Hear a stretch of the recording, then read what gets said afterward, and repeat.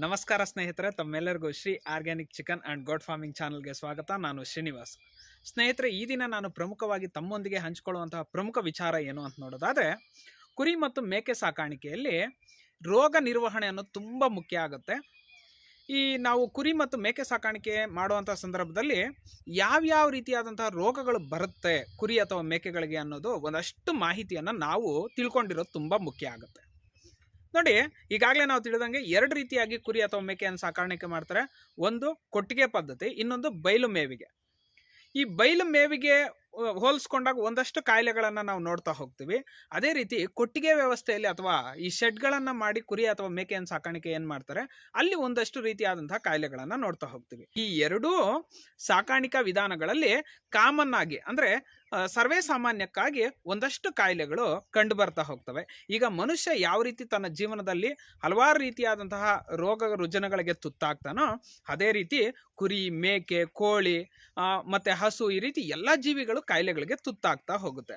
ಹಾಗಾದರೆ ಕುರಿ ಮತ್ತು ಮೇಕೆ ಸಾಕಾಣಿಕೆಯಲ್ಲಿ ನಾವು ಪ್ರಮುಖವಾಗಿ ಒಂದಷ್ಟು ಕಾಯಿಲೆಗಳನ್ನು ಪ್ರತಿ ವರ್ಷ ಕಾಣ್ತಾ ಹೋಗ್ತೇವೆ.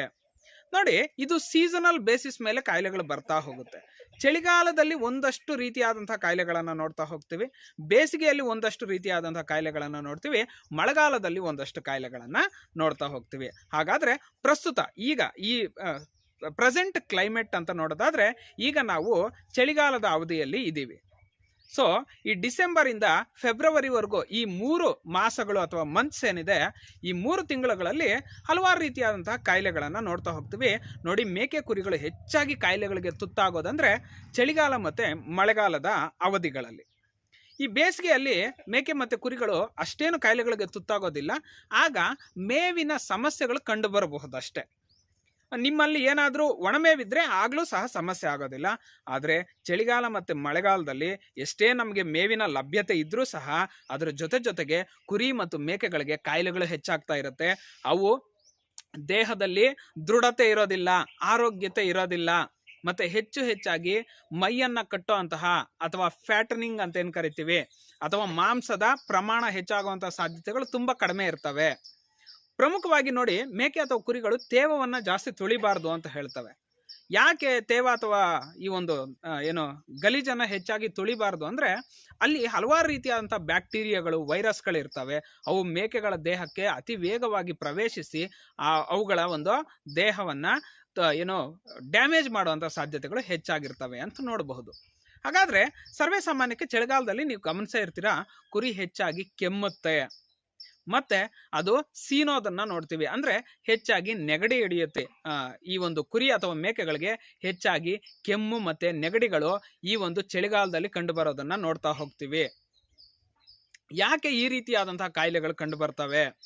ನೋಡಿ, ಪ್ರಮುಖವಾಗಿ ಈ ಮಂಜು ಏನು ಬೀಳ್ತಾ ಇದೆ, ಮಂಜು ನೇರವಾಗಿ ಬಂದು ಕುರಿ ಅಥವಾ ಮೇಕೆಗಳ ಮೇವು ತಿಂತಾವಲ್ವಾ, ಆ ರೀತಿಯಾದಂಥ ಮೇವುಗಳ ಮೇಲೆ, ಅಂದರೆ ಹುಲ್ಲಿನ ಮೇಲೆ ಆಗಿರಬಹುದು, ಅಥವಾ ಮರದ ಆಹಾರ ಏನಿದೆ, ಬೇವಿನ ಸೊಪ್ಪು ಆಗಿರ್ಬೋದು, ಅಥವಾ ಈ ಮಲ್ಬೆರಿ ಏನಿರಬಹುದು, ಮಲ್ಬೆರಿ ಮೇಲೆ ಆಗಿರ್ಬೋದು, ಅಥವಾ ನಾವೇನು ಕುರಿ ಅಥವಾ ಮೇಕೆಗಳಿಗೆ ಆಹಾರವನ್ನು ಬಳಸ್ತೀವಿ ಅದರ ಮೇಲೆ ಮಾರ್ನಿಂಗ್ ಟೈಮು ಅಂದರೆ ಮುಂಜಾನೆಯ ಸಂದರ್ಭದಲ್ಲಿ ಮಂಜು ಆವರಿಸಿರುತ್ತೆ.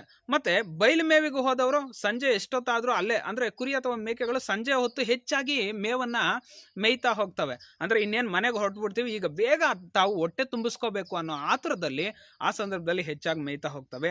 ಆಗಲೂ ಅಷ್ಟೇ, ಆ ಒಂದು ಇಬ್ಬನಿ ಬೀಳ್ತಾ ಇರುತ್ತೆ. ಆ ಇಬ್ಬನಿಯ ಒಂದು ಮೇವನ್ನು, ಅಂದರೆ ಆ ತೇವಾಂಶದ ಆಹಾರವನ್ನು ಸೇವಿಸಿದಂಥ ಸಂದರ್ಭದಲ್ಲಿ, ಮೇವನ್ನು ಸೇವಿಸಿದಂಥ ಸಂದರ್ಭದಲ್ಲಿ ಈ ಕೆಮ್ಮು, ನೆಗಡೆ, ಈ ರೀತಿ ಇನ್ನೂ ಬೇರೆ ಬೇರೆ ಒಂದು ರೀತಿಯಾದಂಥ ವೈರಸ್ ಮತ್ತು ಬ್ಯಾಕ್ಟೀರಿಯಾ ಕಾಯಿಲೆಗಳು ಬರ್ತಾ ಹೋಗುತ್ತೆ. ಇಲ್ಲಿ ಪ್ರಮುಖವಾಗಿ ಈ ಒಂದು ಚಳಿಗಾಲದ ಸೀಸನ್ನಲ್ಲಿ ನಾವು ನೋಡೋದಾದರೆ ಹೆಚ್ಚಾಗಿ PPR ಅನ್ನೋಂಥ ಒಂದು ಕಾಯಿಲೆ ಬರುತ್ತೆ. ಇದು ತುಂಬ ಮುಖ್ಯವಾದಂಥ ಕಾಯಿಲೆ. ಯಾಕಂದರೆ ಮೇಕೆಗಳ ಮೂತಿ ಎಲ್ಲ ಹುಣ್ಣಾಗೋಕ್ಕೆ ಶುರುವಾಗುತ್ತೆ, ಬಾಯಿ ಒಳಗಡೆ ಎಲ್ಲ ಹುಣ್ಣಾಗಿ ಅವುಗಳಿಗೆ ಮೇವು ಮೇಯಲಿಕ್ಕೆ ತುಂಬ ಕಷ್ಟ ಆಗುತ್ತೆ. ಹೆಚ್ಚಾಗಿ ಕೆಮ್ಮುತ್ತವೆ, ಸೀನ್ತವೆ, ನೆಗಡೆ ಹಿಡಿದಿರುತ್ತೆ, ಆಹಾರವನ್ನು ಬಿಟ್ಬಿಡ್ತವೆ ಮೊದಲನೇ ಸ್ಟೇಜಲ್ಲಿ. ಅದಾದಮೇಲೆ ಸಪ್ಪಗಾಗ್ತವೆ. ನಾವು ಎಷ್ಟೇ ಟ್ರೀಟ್ಮೆಂಟ್ ಕೊಡಿಸಿದ್ರೂ ಅವು ಬೇಗ ಅವು ಸೆಟ್ ಆಗೋದಿಲ್ಲ. ಆ ಒಂದು ಸಮಸ್ಯೆಗಳಿಂದ ಅವು ಬಳಲ್ತಾ ಹೋಗ್ತವೆ, ರೋಗ ನಿರೋಧಕ ಶಕ್ತಿಗಳು ಕಡಿಮೆ ಆಗ್ತಾ ಹೋಗ್ತವೆ. ಆದ್ದರಿಂದ ಆದಷ್ಟು ಪಶುವೈದ್ಯಾಧಿಕಾರಿಗಳೊಂದಿಗೆ ನೀವು ಒಳ್ಳೆ ಸಂಪರ್ಕವನ್ನು ಇಟ್ಕೊಂಡಿರಿ. ಕಾಯಿಲೆ ಬರೋದಕ್ಕೆ ಮುಂಚೆನೆ, ಅಂದರೆ ಆದಷ್ಟು ಬೇಗನೆ ನೀವು ಈ ಒಂದು ಡಿಸೆಂಬರು ಜನವರಿ ಫಸ್ಟ್ ಸ್ಟೇಜಲ್ಲೇ ನೀವು PPR ವ್ಯಾಕ್ಸಿನೇಷನನ್ನು ಹಾಕ್ಸೋದು ಮುಖ್ಯ. PPR ವ್ಯಾಕ್ಸಿನೇಷನ್ ಇನ್ನೆಷ್ಟಾಗುತ್ತೋ ಅನ್ಕೋಬೇಡಿ.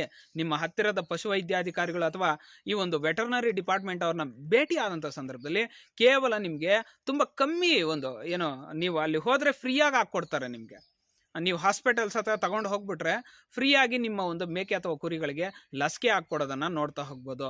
ಅದೇ ನೀವೇ ತಗೊಂಬಂದು ಹಾಕ್ಕೊಳ್ತೀವಿ ಅಂದ್ರೆ ಕಮ್ಮಿ ರೇಟ್ಗೆ ಸಿಗುತ್ತೆ, ತಗೊಂಬಂದು ಹಾಕ್ಕೋಬಹುದು. ಆದರೆ ನಿಮಗೆ ಅದ್ರ ಬಗ್ಗೆ ಸಂಪೂರ್ಣವಾದಂತಹ ಮಾಹಿತಿ, ಅವೇರ್ನೆಸ್, ನಾಲೆಡ್ಜ್ ಇರಬೇಕಾಗುತ್ತೆ. ಅದರಿಂದ ಸಮಸ್ಯೆ ಯಾಕೆ, ನೇರವಾಗಿ ಡಾಕ್ಟರ್ನೇ ನಿಮ್ಮ ಹಳ್ಳಿಗೆ ಅಥವಾ ನಿಮ್ಮ ಫಾರ್ಮ್ ಹತ್ರ ಕರ್ಕೊಂಬಂದು ಲಸಿಕೆ ಹಾಕ್ಸ್ಕೊಳ್ಳೋದು ಸೂಕ್ತ ಅನ್ನೋದು ನನ್ನ ಅಭಿಪ್ರಾಯ. ಆದ್ದರಿಂದ ಕುರಿ ಅಥವಾ ಮೇಕೆಗಳಿಗೆ ಈ ಸೀಸನ್ನಲ್ಲಿ, ಚಳಿಗಾಲದಲ್ಲಿ ಆದಷ್ಟು ಬೇಗ PPR ವ್ಯಾಕ್ಸಿನೇಷನ್ ಹಾಕ್ಸಿ. ಅದಷ್ಟೇ ಅಲ್ಲ, ಕುರಿಗಳಿಗೆ ಪ್ರತ್ಯೇಕವಾಗಿ ಕುರಿಗಳಿಗೆ ಬ್ಲೂ ಟಂಗ್ ಅನ್ನೋಂಥ ನೀಲಿ ನಾಲಿಗೆ ಕಾಯಿಲೆ ಅಂತ ಕರಿತೀವಿ. ಈ ಬ್ಲೂ ಟಂಗ್ ಅನ್ನೋದು ಒಂದು ರೀತಿಯಾದಂಥ ಬ್ಯಾಕ್ಟೀರಿಯಲ್ ಕಾಯಿಲೆ ಅಂತ ಕರಿತೀವಿ. ಇದು ಹೆಚ್ಚಾಗಿ ಬರ್ತಾ ಹೋಗುತ್ತೆ. ಆದ್ದರಿಂದ ಈ ಚಳಿಗಾಲ ಶುರುವಾಗ್ತಾ ಇದ್ದಂಗೆ ಬ್ಲೂ ಟಂಗ್ ವ್ಯಾಕ್ಸಿನೇಷನನ್ನು ಸಹ ಮಾಡಿಸೋದು ತುಂಬ ಮುಖ್ಯ ಆಗುತ್ತೆ. ಹಾಗಾದರೆ ಎರಡೇ ಕಾಯಿಲೆಗಳ ಬರೋದು? ಹಾಗಾದರೆ ಬ್ಲೂ ಟಂಗ್ ಮೇಕೆಗಳಿಗೆ ಬರೋದಿಲ್ಲ, ಮೇಕೆಗಳಲ್ಲೂ ಕಂಡು ಬರುತ್ತೆ. ಪ್ರಮಾಣ ನೋಡಿದಾಗ ಶೇಕಡಾವಾರು ಪ್ರಮಾಣ ಕುರಿಗಳಲ್ಲಿ ಹೆಚ್ಚು ಕಂಡು ಬರ್ತಾ ಹೋಗುತ್ತೆ. ಅದೇ ರೀತಿ ಬೇರೆ ಏನೆಲ್ಲ ಕಾಯಿಲೆಗಳು ಬರುತ್ತೆ? PPR ಒಂದೇ ಅಲ್ಲ, ಬ್ಲೂ ಟಂಗ್ ಒಂದೇ ಅಲ್ಲ, HS ಅಂತ ಒಂದು ಕಾಯಿಲೆ ಬರುತ್ತೆ. ಅದಕ್ಕೂ ಸಹ ನೀವು ವರ್ಷದಲ್ಲಿ ಇಂತಹದೇ ಸಂದರ್ಭ ಆದಷ್ಟು ನೀವು ಕುರಿ ಅಥವಾ ಮೇಕೆ ಸಾಕಾಣಿಕೆದಾರರಾಗಿದ್ದರೆ ಧೈರ್ಯವಾಗಿ ಒಮ್ಮೆ ಪಶು ವೈದ್ಯಾಧಿಕಾರಿಗಳ ಕಚೇರಿಗೆ ಭೇಟಿ ಕೊಡಿ. ನಿಮ್ಮ ವೆಟರ್ನರಿ ಹಾಸ್ಪಿಟಲ್ ಹತ್ತಿರದಲ್ಲಿ ಬೇಜಾನ್ ವೆಟರ್ನರಿ ಹಾಸ್ಪಿಟಲ್ಸ್ ಇರ್ತವೆ, ಅಲ್ಲಿಗೆ ಭೇಟಿ ನೀಡಿ. ಅಲ್ಲಿ ಇದ್ರ ಮೇಲೆ ಹಾಕಿರ್ತಾರೆ, ಹಲಿಗೆಗಳ ಮೇಲೆ ಮಾಹಿತಿ ಫಲಕಗಳ ಮೇಲೆ ಹಾಕಿರ್ತಾರೆ. ನೀವು ಓದ್ಕೊಳ್ಳಿ, ಬೇಕಿದ್ರೆ ಒಂದು ಕ್ಲಿಕ್ ಫೋಟೋ ತಕೊಂಬನ್ನಿ, ನೋಡ್ಕೊಳ್ಳಿ ಯಾವ್ಯಾವ ತಿಂಗಳಲ್ಲಿ, ಯಾವ್ಯಾವ ಮಾಸ ಅಥವಾ ಮಂತಲ್ಲಿ ಯಾವ್ಯಾವ ರೀತಿಯಾದಂಥ ವ್ಯಾಕ್ಸಿನೇಷನ್ನ ಮಾಡಿಸ್ಬೇಕು ಅಂತ ನೋಡ್ಕೊಳ್ಳಿ. ಆ ಸಂದರ್ಭಕ್ಕೆ ನಿಮ್ಮ ವೈದ್ಯರಿಗೆ ಫೋನ್ ಮಾಡಿ ಅವ್ರು ಬಂದು ವ್ಯಾಕ್ಸಿನೇಷನ್ ಮಾಡಿಕೊಟ್ಟು ಹೋಗ್ತಾರೆ ಫ್ರೀಯಾಗಿ. ಸೊ ಇದು ಪ್ರಮುಖವಾಗಿ ನೀವು ಗಮನಿಸಬೇಕಾಗಿರೋಂಥ. ಯಾಕಂದರೆ ಇವೆಲ್ಲ ಕಾಯಿಲೆಗಳು, ಕುರಿ ಮೇಕೆಗಳಿಗೆ ಬರುವಂಥ ಎಲ್ಲ ಕಾಯಿಲೆಗಳು ಪ್ರಮುಖವಾಗಿ ಈ ಸಾಂಕ್ರಾಮಿಕ ಕಾಯಿಲೆಗಳು ಅಂತ ಕರಿತೀವಿ.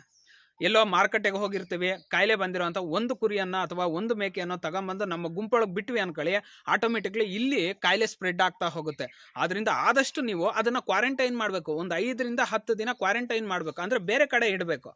ಅದರ ಚಲನವಲನಗಳನ್ನು ಗಮನಿಸಬೇಕು, ಅದರ ಆರೋಗ್ಯ ಸ್ಥಿತಿಯನ್ನು ಗಮನಿಸಬೇಕು. ಅದು ಚೆನ್ನಾಗಿತ್ತಾ ಮತ್ತೆ ನಿಮ್ಮ ಗುಂಪಿನೊಳಗಡೆ ಸೇರಿಸ್ಕೊಳ್ತಾ ಹೋಗಿ. ಹೊಸದಾಗಿ ಯಾವುದೇ ರೀತಿಯಾದಂಥ ಮೇಕೆ ಕುರಿಗಳನ್ನು ತಂದಂಥ ಸಂದರ್ಭದಲ್ಲಿ ಇದನ್ನು ಫಾಲೋ ಮಾಡೋದು ತುಂಬ ಮುಖ್ಯ ಆಗುತ್ತೆ. ಅದಷ್ಟೇ ಅಲ್ಲ, ನೀವು ಹೊರಗಡೆ ಮೇಯಿಸ್ಲಿಕ್ಕೆ ಹೋಗ್ತಾ ಇದೀವಿ ಅಂದರೆ ಅಲ್ಲಿ ಬೇರೆ ಬೇರೆ ಏರಿಯಾಗಳ, ಅಂದರೆ ಪಕ್ಕದ ಹಳ್ಳಿಯ ಜೀವಿಗಳು ಬಂದು ಮೇದು ಹೋಗಿರ್ತವೆ. ಅವ್ರ ಕುರಿಗಳ ಗುಂಪಲ್ಲಿ ಏನಾದರೂ ಕಾಯಿಲೆ ಇದೆಯಾ, ಅಂತಹ ಕಾಯಿಲೆ ಸಿಂಪ್ಟಮ್ಸ್ ಕಂಡು ಬಂದಂಥ ಸಂದರ್ಭದಲ್ಲಿ ಆ ಏರಿಯಾಗೆ ನೀವು ಮೇಯಿಸ್ಲಿಕ್ಕೆ ಹೋಗಬೇಡಿ, ಅದು ಸಮಸ್ಯೆ ಆಗ್ತಾ ಹೋಗುತ್ತೆ. ಸೊ ಈ ಅಂಶಗಳನ್ನು ನೀವು ಹೆಚ್ಚಾಗಿ ಗಮನದಲ್ಲಿ ಇಟ್ಕೋಬೇಕಾಗತ್ತೆ. ನೋಡಿ, PPR ಹೇಳಿದೆ, HS ಹೇಳಿದೆ, ಬ್ಲೂ ಟಂಗ್ ಹೇಳಿದೆ, ಮತ್ತು ET ಅಂತ ಒಂದು ಕಾಯಿಲೆ ಬರುತ್ತೆ. ಇದಕ್ಕೂ ಸಹ ತುಂಬ ಮೇಕೆಗಳು ಹೊಡೆತಕ್ಕೆ ತುತ್ತಾಗ್ತವೆ, ತುಂಬ ಕುರಿಗಳು ಹೊಡೆತಕ್ಕೆ ತುತ್ತಾಗ್ತವೆ. ಬಯಲು ಮೇಯಿಸೋರಾಗಿದ್ದರೆ ನಿಮಗೆ ತುಂಬ ಅನುಭವ ಇರುತ್ತೆ. ಇದು ಏನಂದರೆ, ಈ ಹೊಸದಾಗಿ ಮಳೆ ಬಿದ್ದಂತಹ ಸಂದರ್ಭದಲ್ಲಿ ಆಗ್ತಾನೆ ಚಿಗುರಿರುತ್ತೆ. ಆ ಚಿಗುರಿನ ಒಂದು ತುದಿಯ ಭಾಗದಲ್ಲಿ, ಆ ಚಿಗುರಿನ ಭಾಗದಲ್ಲಿ ಈ ಒಂದು ವೈರಸ್ ಸೇರ್ಕೊಂಡಿರುತ್ತೆ. ಆ ಒಂದು, ಈಗ ನೀವು ಜೋಳ ಕಟಾವು ಮಾಡಿರ್ತಾರೆ, ಅದರಲ್ಲೇ ಸಸಿಗಳು ಬಂದಿರುತ್ತೆ, ಅಥವಾ ಹೊಸದಾಗಿ ಹುಲ್ಲು ಯಾವುದೋ ಒಂದು ಜಮೀನನ್ನು ಹುತ್ತಿರ್ತಾರೆ, ಹೊಸದಾಗಿ ಹುಲ್ಲು ಬಂದಿರುತ್ತೆ. ಅಂತಹ ಜಾಗದಲ್ಲಿ ಮಳೆ ಬಿದ್ದಂತಹ ಸಂದರ್ಭದಲ್ಲಿ, ಇನ್ನೇನು ಮಳೆಗಾಲ ಶುರುವಾಗುತ್ತೆ ಅನ್ನೋಂಥ ಸಂದರ್ಭದಲ್ಲಿ ಈ ವೈರಸ್ ಇರುತ್ತೆ. ಇವು ಆತ್ರದಲ್ಲಿ ಹೋಗಿ ಆ ಮಣ್ಣು ಬೇರೆ ಅಂಟಿರುತ್ತೆ. ಮಳೆಯ ಹನಿ ನೆಲಕ್ಕೆ ಬಿದ್ದಾಗ ಹನಿ ನೆಲಕ್ಕೆ ಬಿದ್ದ ಕೂಡಲೇ ಆ ಮಣ್ಣು ಆ ಒಂದು ಹುಲ್ಲಿನ ಮೇಲೆ ಅಥವಾ ಸಸಿಗಳ ಮೇಲೆ ಎರಗಿರುತ್ತೆ. ಆ ಎರಚಿರೋ ಅಂತಹ ಮಣ್ಣನ್ನು ಇವು ಆತರದಲ್ಲಿ ತಿನ್ನುವಂಥ ಸಂದರ್ಭದಲ್ಲಿ ಮಣ್ಣನ್ನು, ಆ ಒಂದು ಹಸಿರನ್ನು ಬೇಗ ತಿಂದುಬಿಡ್ತವೆ. ಅದು ನೇರವಾಗಿ ಹೋಗಿ ಕರಳಲ್ಲಿ ಸೇರ್ಕೊಳ್ಳುತ್ತೆ. ಆ ಒಂದು ಬ್ಯಾಕ್ಟೀರಿಯಾ ಅತಿ ಬೇಗ ಈ ಒಂದು ಮೇಕೆ ಅಥವಾ ಕುರಿಗಳಿಗೆ ಎಫೆಕ್ಟ್ ಮಾಡ್ತಾ ಹೋಗುತ್ತೆ. ನೀವು ಕಂಡಿರ್ತೀರಾ, ಕುರಿ ಇದ್ದಿದ್ದಂಗೆ ಉಬ್ರ ಬಂದು ಮೇಲಕ್ಕೆ ಹಾರಿ 2-3 ಸಲ ನೆಲಕ್ಕೆ ಬೀಳುತ್ತೆ, ಅಷ್ಟೇ ಅಲ್ಲೇ ಪ್ರಾಣ ಬೀರುತ್ತೆ. ಅದೇ ರೀತಿ ಮೇಕೆನೂ ಅಷ್ಟೇ 2-3 ಸಲ ಕಿರ್ಚುತ್ತೆ, ಮೇಲಕ್ಕೆ ಹಾರಿ ನೆಲಕ್ಕೆ ಬಿದ್ದು ಹಂಗೆ ಸತ್ತು ಹೋಗುತ್ತೆ. ನಾವೇನು ಅನ್ಕೊಳ್ತೀವಿ, ಇನ್ನೇನೋ ಸಮಸ್ಯೆ, ಯಾರೋ ಏನೋ ಮಾಡಿಸ್ಬಿಟ್ಟವ್ರೆ ಅಥವಾ ಯಾವುದರದ್ದೋ ಹೊಡ್ತಾ ಇರಬಹುದು, ಈ ರೀತಿ ಮೂಢತ್ವವಾಗಿ ಯೋಚನೆ ಮಾಡ್ತೀವಿ. ಆದರೆ ಈ ಒಂದು ET, ಎಂಡ್ರೋಟಾಕ್ಸಿಮಿಯಾ ಅಂತ ಕರಿತೀವಿ, ಅಥವಾ ಕನ್ನಡದಲ್ಲಿ ಕರಳು ಬೇನೆ ಕಾಯಿಲೆ ಅಂತ ಕರಿತಾ ಹೋಗ್ತೀವಿ. ಇದು ನೇರವಾಗಿ ಕರಳಿಗೆ ಹೋಗಿ ಆ ಒಂದು ವೈರಸ್ ಡ್ಯಾಮೇಜ್ ಮಾಡ್ತಾ ಹೋಗುತ್ತೆ. ಇದಕ್ಕೂ ಅಂದರೆ ನೀವು ಮಳೆಗಾಲ ಶುರುವಾಗೋಕ್ಕೂ ಮುಂಚೆನೇ ಏನು ಮಾಡಬೇಕು, ಈ ಒಂದು ET ವ್ಯಾಕ್ಸಿನೇಷನ್ನ ಕಂಪಲ್ಸರಿ ET PPR ವರ್ಷದಲ್ಲಿ ನೀವು ಯಾವ ವ್ಯಾಕ್ಸಿನೇಷನ್ ಹಾಕ್ಸ್ತಿರೋ ಇಲ್ಲೋ ಗೊತ್ತಿಲ್ಲ, ET ಮತ್ತು PPR ವ್ಯಾಕ್ಸಿನೇಷನ್ಗಳನ್ನು ಮಾತ್ರ ಕಂಪಲ್ಸರಿ ಹಾಕ್ಸ್ಲೇಬೇಕಾಗತ್ತೆ.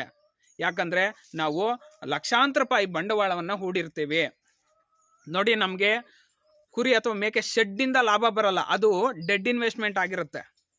ಅಥವಾ ಅಲ್ಲಿ ಆಗ್ತಾ ಇರುವಂತಹ ಮೇವುಗಳಿಂದ ಇನ್ಕಮ್ ಬರೋದಿಲ್ಲ. ನಮ್ಗೆ ಇನ್ಕಮ್ ಬರೋದೆಲ್ಲಿ, ನಮ್ಮ ಕುರಿ ಅಥವಾ ಮೇಕೆಗಳನ್ನು ಚೆನ್ನಾಗಿ ಕೊಬ್ಬಿಸಿ ಮಾರಾಟ ಮಾಡಿದಂತಹ ಸಂದರ್ಭದಲ್ಲೇ ನಮ್ಗೆ ಲಾಭ ಬರೋದು.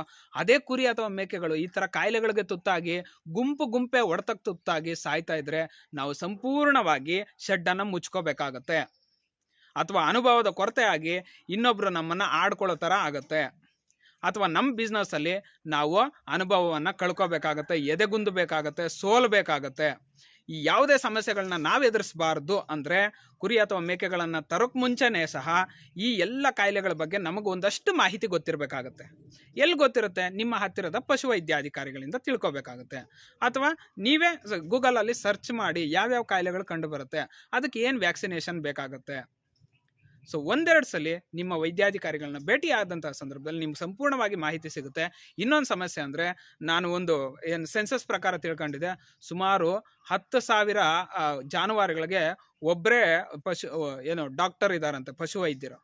ಅಂದರೆ ಎಲ್ಲ ಸಂದರ್ಭಗಳಲ್ಲೂ ಅವರು ಅವೈಲೇಬಲ್ ಇರೋದಿಲ್ಲ. ಆದ್ದರಿಂದ ಒಂದಷ್ಟು ಈ ಒಂದು ಫಸ್ಟ್ ಏಡ್ ಅಂತ ಏನು ಕರಿತೀವಿ ಅಥವಾ ಪ್ರಥಮ ಚಿಕಿತ್ಸೆಗಳನ್ನು ನಾವು ಕಲ್ತಿರೋದು ತುಂಬ ಮುಖ್ಯ ಆಗುತ್ತೆ.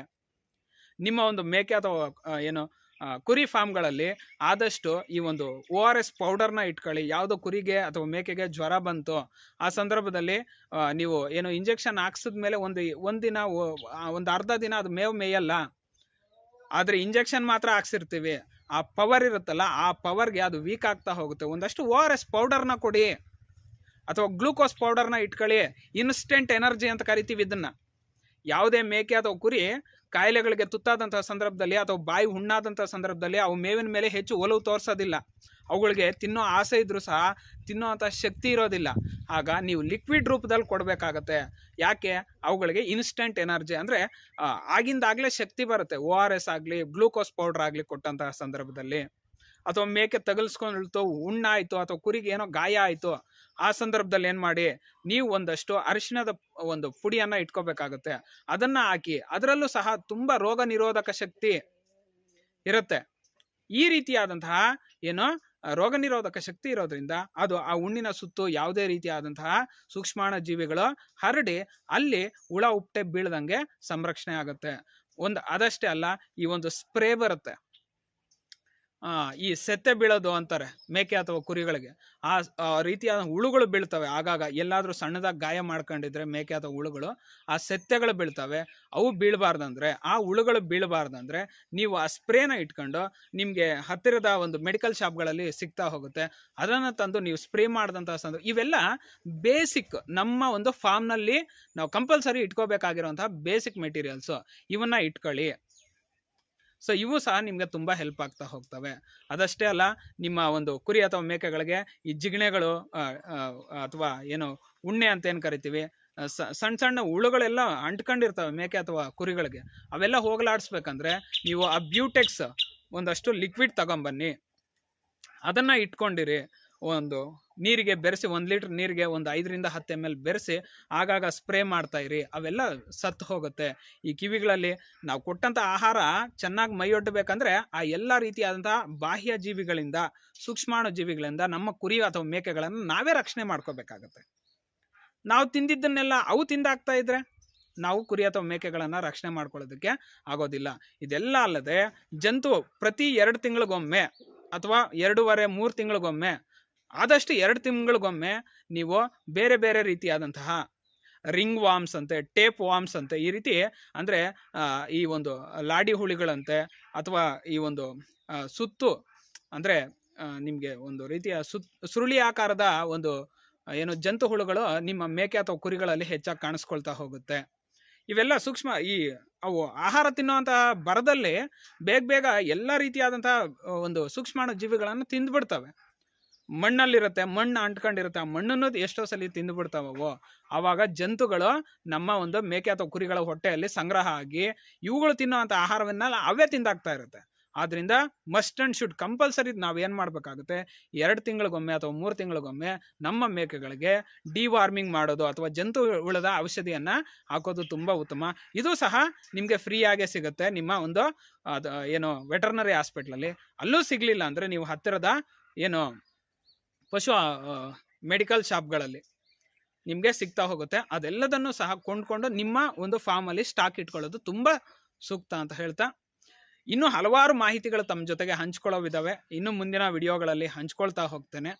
ಸೊ ಇದಿಷ್ಟು ಮಾಹಿತಿ ತಮಗೆ ಉಪಯುಕ್ತ ಆಗಿರುತ್ತೆ ಅಂತ ಭಾವಿಸ್ತೀನಿ. ಇನ್ಯಾವುದೇ ಮಾಹಿತಿ ಬೇಕಾದಲ್ಲಿ ಒಂದಷ್ಟು ಕಮೆಂಟ್ಸ್ನ ಮೂಲಕ ತಿಳಿಸಿ, ನಮಗೆ ತಿಳಿದಿರೋವಂತಹ ವಿಷಯಗಳನ್ನು ನಿಮ್ಮ ಜೊತೆ ಶೇರ್ ಮಾಡ್ಕೊಳ್ತಾ ಹೋಗ್ತೇವೆ, ನಮ್ಮ ಅನುಭವಗಳನ್ನು. ನಮಗೆ ತಿಳಿದೇ ಇದ್ದರೆ ಇನ್ನೊಂದಷ್ಟು ಮಾಹಿತಿಯನ್ನು ಸಂಗ್ರಹಣೆ ಮಾಡಿ ನಿಮಗೆ ತಲುಪಿಸೋವಂಥ ಕಾರ್ಯವನ್ನು ನಾವು ಮಾಡ್ತಾ ಹೋಗ್ತೇವೆ. ಸೊ ಇದಿಷ್ಟು ಇವತ್ತಿನ ಮಾಹಿತಿಯಾಗಿದ್ದು, ಈ ಮಾಹಿತಿ ತಮಗೆ ಉಪಯುಕ್ತ ಆಗಿರುತ್ತೆ ಅಂತ ಭಾವಿಸ್ತೇನೆ. ನಮ್ಮ ವಿಡಿಯೋ ನಿಮಗೆ ಲೈಕ್ ಆಗಿದೆ ಅಂತ ಭಾವಿಸ್ತಾ, ನಿಮಗೆ ಎಲ್ಲ ಮಾಹಿತಿ ಉಪಯುಕ್ತ ಅನಿಸಿದರೆ ನಮ್ಮ Shri organic chicken and goat farming ಚಾನಲನ್ನು ಲೈಕ್ ಮಾಡಿ, ಅದೇ ರೀತಿ ತಮ್ಮೆಲ್ಲ ಸ್ನೇಹಿತರಿಗೂ ಶೇರ್ ಮಾಡಿ, ಅದೇ ರೀತಿ ನಮ್ಮ ಒಂದು ವಾಹಿನಿಯನ್ನು ಮತ್ತಷ್ಟು ಸಹಕರಿಸಿ ಅಂತ ಹೇಳ್ತಾ, ಸಬ್ಸ್ಕ್ರೈಬ್ ಮಾಡ್ಕೊಳ್ತೀರಿ ಅಂತ ಭಾವಿಸ್ತಾ ಇಲ್ಲಿಗೆ ಈ ಒಂದು ವಿಡಿಯೋವನ್ನು ನಿಲ್ಲಿಸ್ತಾ ಇದ್ದೇನೆ. ನಮಸ್ಕಾರಗಳು, ಧನ್ಯವಾದ.